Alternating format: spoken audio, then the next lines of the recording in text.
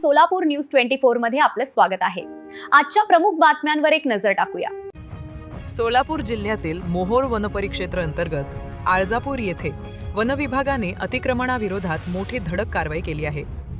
करमाळा तालुक्यातील राखीव वनगट क्रमांक 176, 177, 178, 179 आणि 182 मधील सुमारे 7 हेक्टर म्हणजेच 17 एकरांहून अधिक शासकीय वनजमिनीवरील बेकायदेशीर अतिक्रमण हटवण्यात आले।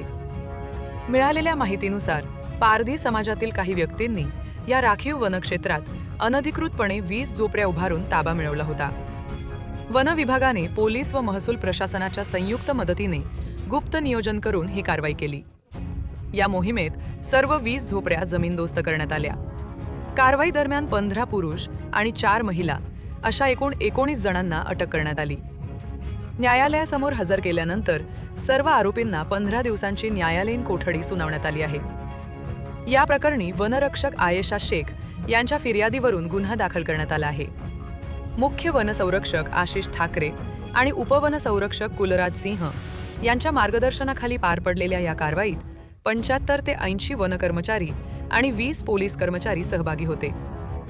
या धडक मोहिमेमुळे अतिक्रमणकर्ते आणि भूमाफियांमध्ये खळबळ आहे।